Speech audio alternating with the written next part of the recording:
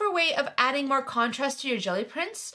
Adding a little bit of contrast sometimes can seem a little bit difficult, so today I'm going to share with you how we can use positive and negative space to get really great results with the jelly prints. So let's get started. There's lots of different ways we can create contrast on our jelly prints. The main one that I want to show you today is using a mask. It's going to show everything around the image, but the image itself is the mask. When we're doing this, we can choose to do this in a few different ways. Today I am going to use a little bit of red paint for this.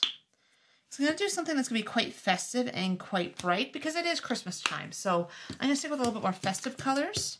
I'm just adding a little bit to my brayer here, and I'm adding it onto my surface. I'm adding a slightly thicker layer of paint than I usually do. What I'm finding is that with how dry it is in my house and how dry it is here in Calgary, we have a semi-arid climate. What I'm running into is that adding in the super thin layers of paint like I usually do, I am running into all sorts of issues with my print sticking. I'm running into issues with my prints tearing, and I really don't want that today. So if you are working in a much more humid climate, you could go a little bit lighter with the paint than what I am. But I just wanted you to be aware of that. One of the things I've learned as I've been doing more jelly printing is that thin layers are usually better.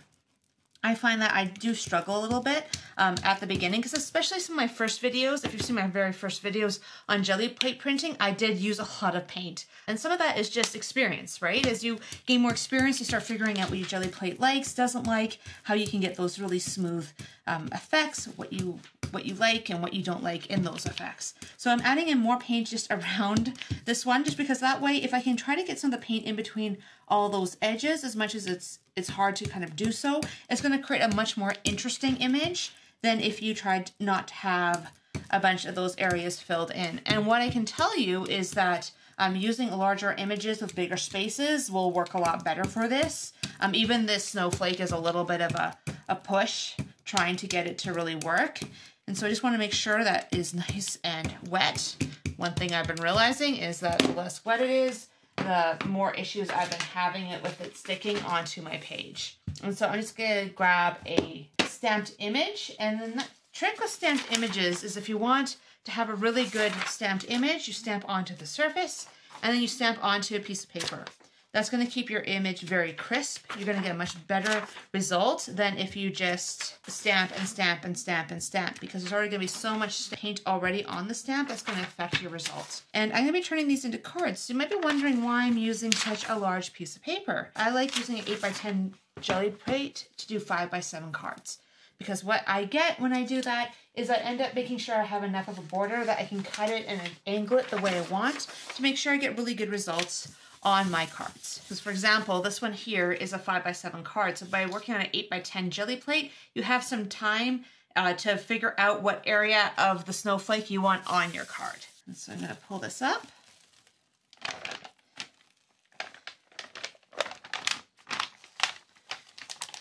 And you can see some areas here are a little bit funnier just because of the fact that I did add in a lot of paint, but I'm okay with that because I want to make sure that I get a little bit of that snowflake imagery through, and that makes for a really interesting print. So another way to add interest to these is play around with adding in another layer on top. So in this case, I'm adding in some gold. And so the gold's going to be a really interesting addition to this. I really like the golden paints for this. I find that they work really, really well to create some really interesting colors. So what we're doing here is we're actually going to create just a more simplistic background. We're just going to be working on it with texture.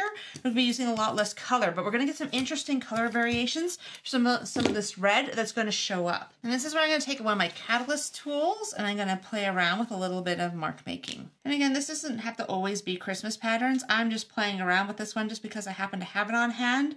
And I love these catalyst tools. They make all sorts of really fun marks that you can use for any sort of project. So I'm just going to basically take a print here. Again, very simple. We're not looking at lots of details because this is going to be a background piece to our next image. So there's an interesting little bit of red in there. You have a little bit of gold in there. It's not perfect, but again, that was kind of the point, is I wanted to have some of those surprises come through. And some of the surprises are better than others depending on what you're trying to accomplish. It kind of comes down to what you like to see and what you want to add. So with our next print, I'm going to play around a little bit.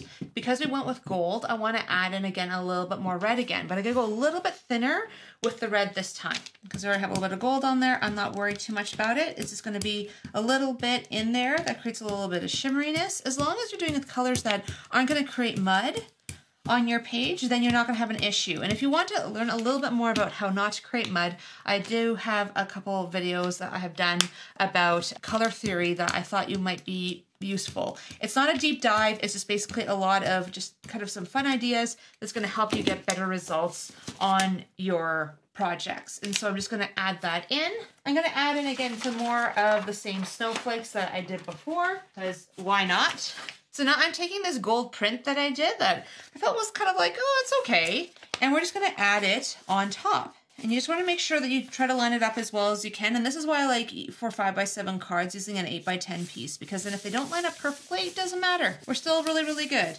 And this is a way it's going to help you create a little bit more contrast on your prints, because now we're looking at adding layers. And I've done a lot about adding layers in, but I wanted to do something that was very project specific, because one thing I get from many of you is that, well, I have all these jelly prints, how do I use them? So I did one that was very specific to design this time. And I'm actually looking at that going, I need to get a little bit more rubbing in between there. And so if you run into that, you start pulling it up and you're noticing things you don't like, you can always just put it back down. There we go. That's a better image. I missed a corner in there. So you can see now what you have is you have a really beautiful snowflake, and you also have a snowflake background. So that will work really, really well for a card. And now we pull that up. Now we have a more detailed image. And then if we come in with a piece of paper, hopefully, if the jelly plate isn't too dry, if I haven't let things dry out too much, this should be okay. And there we go.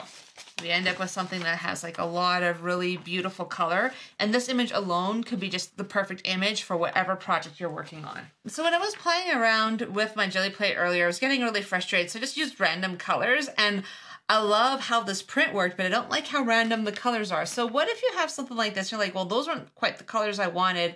How can I improve on it? I'm going to play around with a little bit of light blue and gold and see what we can do to try to add in a thin layer of paint to this that's going to add to it and be able to have this become a bit more of a piece that we would really like to use in a project. And so I'm going to start by adding in a little bit of gold just across the whole page. And this is where you can make the choice whether or not you add just gold or if you add in some other colors. I like the shimmeriness of the gold.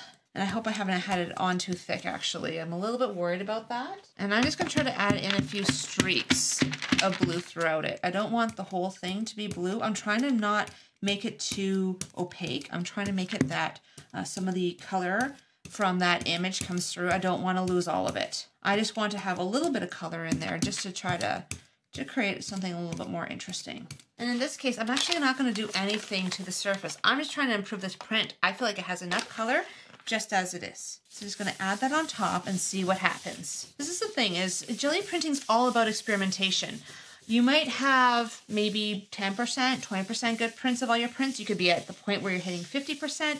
It always depends on just your level of experimentation and where you're at with experience with this, because it can make a big difference. And that actually has, I think, some really good potential. It is a lot less bright than it was. For some reason, I have that one area that's like a little bit weird. So I'm just going to go over it with my brayer a little bit. I really like where that's going, because again, it has a little bit of gold, has a little bit of that strong red coming through, but it looks a lot better than it did. So after your prints have dried, you might be wondering, okay, well, you've done all these prints, what do you do with them? So I was going to change them into a few Christmas cards, but you could also make this into a layout. Like this would be perfect for adding it to a art journal page and then adding other layers on top. Part of the reason I do these so large is just so that I can cut them down for cards and other projects. The one thing with jelly prints I find is that you're always trying to at least have two areas that are a little bit square. So I tend to try to square up one edge, I square up the other edge, and then from there I adjust. So with this one, I do want to have a 7-inch piece, and I'm just going to flip this upside down just because I have those two square edges, and that's going to help me get my 7-inch piece. And then from here I can make a decision about how much more I want to trim off. If I do 5 inches, I'll be right to this edge, which again leaves a bunch of area here that isn't going to be included. So I may actually want to bring this into a spot about here. And so yeah, you are losing a lot of your image, but again, it kind of depends on what you're looking for. So if I'm using a 5x7 card, I try to cut everything to 4 3/4 by 6 3/4. So now I have an area that has a really nice spot here. I have a really nice design there. And I'm gonna do the same thing with these other ones. Again, it's always personal preference. What you leave in, what you take away, what size of project you use these on. I also like to use these in my art journal, but today, because I'm trying to focus on doing some really simple examples, because I know it's Christmas time and so many of us want to play around with maybe making some greeting cards. This is a really simple and easy way to make really effective greeting cards. And so you might be wondering, what do you do when you have these ones here that have been basically done on copy paper? They're quite thin. So to just add them to a card, I tend to use a really nice quality card back. These ones are Ohuhu is the name of the brand. You can see the size below. I actually get these in 100 cards just because I find that I make enough through just samples and different things I'm doing throughout the year that they work really, really well. And so all you need to do is just basically add them onto your card backs. And what's nice about them is if you actually have done them to the size I suggested, which is 4 3/4 by 6 3/4, you end up with a nice 1/8 inch border around the edge, and that just helps set up the card so much better. And so I'm just using my regular adhesive. I like using a dry adhesive. That way I make sure I don't have any wrinkles in the final product. And then I usually just add a section in the center and then just add these onto my card backs. And I'm just using an Easy Runner by 3L. I find that this is a really nice adhesive for, especially with cards and stuff. It's nice for things that are not too heavy. If you're using super heavy cardstock, I would consider Sucring tape. Just because I find that one's a little bit stronger for a dry adhesive. You could also use glue and stuff, but I do find that unless it's a thicker glue, like the Yes Paste or something else, and that sometimes you end up with buckling in your pages, and then that ends up being a real issue. So now you have a series of cards that basically will work just as they are, but I like also adding in some final touches to them. So with this one, I love just the look of it. I'm just gonna leave it as is. It's very bright, it's very contrasty. I don't think it needs anything. On this one here, I think just because it's so muted and there's so much gold, this is where I'm gonna come in with some of these Robin's Nest dewdrops. I seem to have a lot of these ones hanging around my collection, and I'm just gonna be using a little bit of glue. And then all I do is just add in a little bit of the glitter glue to the little dewdrop, and I just add it in on my page. And these ones are a little bit more pink than red, but I find they do work really well for this. I just find that they kind of set off the other colors because they are semi-transparent. It's a nice way of just adding in this like a little bit more texture, a little bit more detail to these images. So again, sometimes what you want to do is you just want to finish them off with a few little things, and that can be the difference between it looking like maybe an unfinished project to being like having a really finished look to it. And because this one's quite light, the other thing I'm going to do is add in just a little sediment as well too. And because everything is quite light, I wanted to have something that was quite contrasting. So I'm just going to add in this sediment stamp that says Peace and Joy. And that will be like the final touch for this card. So you can see we have 4 different iterations of the same card using the same image. So we have ones that are the positive image that have a lot of these details, and we have a fairly blank background, and behind you have a really strong negative image with some really interesting texture. You can go add a lot of texture as a second layer on top. There's lots of different ways we can go about this just to add in a little bit of texture, a little bit of interest, and to finish off a variety of really beautiful cards. So I hope you've enjoyed this video, and this is showing you some really interesting ways of using jelly prints in your card projects and any sort of project. In the new year, I'm going to try to add a lot more of my jelly prints into my other projects because I find I have hundreds of them and it's so fun to make them, but then what do you do with them? So I'll be talking a little bit more about that in the coming year. And if you want to see the materials I used today, click on the description below. It does have some affiliate links, and those links are just a way that you can support this channel. It means that I do get a small commission, but no additional cost to you if you do purchase from those links. And so thank you so much for your support. I would love to know how this video worked for you. Did you give these cards a try? Did you find that you were able to create more contrast? I would love to know about the techniques you use for creating contrast and any other comments that you have. I would love to start a conversation with you. And if you're looking for different ways of using jelly prints in your projects, click here. This is one I did a while back that I thought you'd really enjoy. So I'll see you in that next video.